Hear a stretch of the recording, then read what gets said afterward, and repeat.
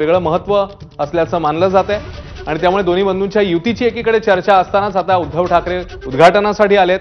या उद्घाटन सोहळ्यामध्ये नेमकं ते काय बोलतात, राज ठाकरे काय बोलतात याकडेही आता राजकीय वर्तुळाचं लक्ष आहे। तर हे दोन्ही बातम्या, दोन्ही घडामोडी ज्या आहेत त्या अत्यंत महत्त्वाच्या आहेत। इकडे मुंबईमध्ये मनसेचा दीपोत्सव, तर तिकडे बीडमध्ये महाएल्गार सभा।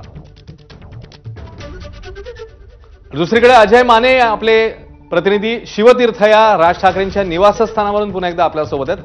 अजय, आता तिकडे वाहनांचा ताफा सज्ज होतोय, त्यामुळे पुढच्या काही क्षणामध्ये हे दोन्ही बंधू निघतील आता प्रत्यक्ष उद्घाटनाच्या ठिकाणी जायला। अजय, आपण जर पाहिलं तर आता काही वेळातच हे दोन्ही बंधू जे ते या ठिकाणाहून निघतील आणि जो संपूर्ण कार्यक्रम म्हणजे छत्रपती शिवाजी पार्क या मैदानात जो दीपोत्सवचा कार्यक्रम आहे त्या ठिकाणी पोहोचतील। सहकुटुंब म्हणजे दोन्ही ठाकरे बंधूंचे कुटुंब जे ते ह्या मंचावर आपल्याला पाहायला मिळतील।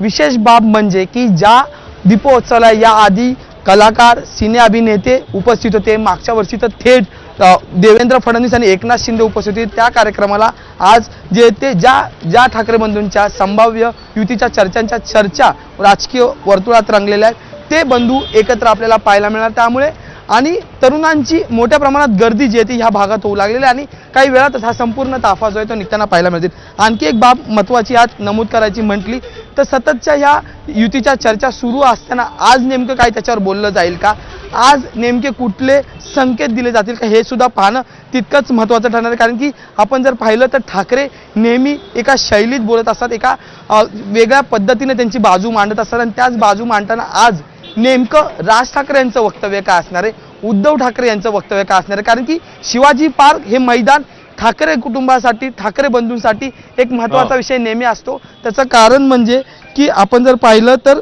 या सगळ्यात ते दसरा मेळावा असो, गुढीपाडवा, नक्कीच अजय तुझ्याकडे येतो मी पुन्हा एकदा, पण पुन्हा एकदा ही दोन दृश्य आपल्या प्रेक्षकांना आपण पुन्हा एकदा सांगूया। दोन मोठ्या घडामोडी सध्या घडतायत। एकीकडे मुंबईमध्ये मनसेचा दीपोत्सव सोहळा ज्याचं उद्घाटन थोड्याच वेळात करतील उद्धव ठाकरे, जे आता राज ठाकरेंच्या निवासस्थानी आहेत। दुसरीकडे आता आपण बीडमध्ये जाणार आहोत। महाएल्गार सभेकरता मोठ्या प्रमाणात गर्दी देखील बघायला मिळते। छगन भुजबळ, अन्य प्रमुख नेते मंचावर उपस्थित आहेत। रवी मुंडे यांच्याकडनं ताजी अपडेट जाणून घेऊया। रवी, महाएल्गार सभेला आता सुरुवात झाली आहे, प्रमुख नेते पोहोचलेत मंचावर। रवी, अश्विन, गेली 2.5 वर्ष महाराष्ट्र ज्या जातीय अस्मितेच्या आणि आरक्षणाच्या मागणीसाठी लढत आहे किंवा आमच्यात वाटा नको म्हणून लढत आहे,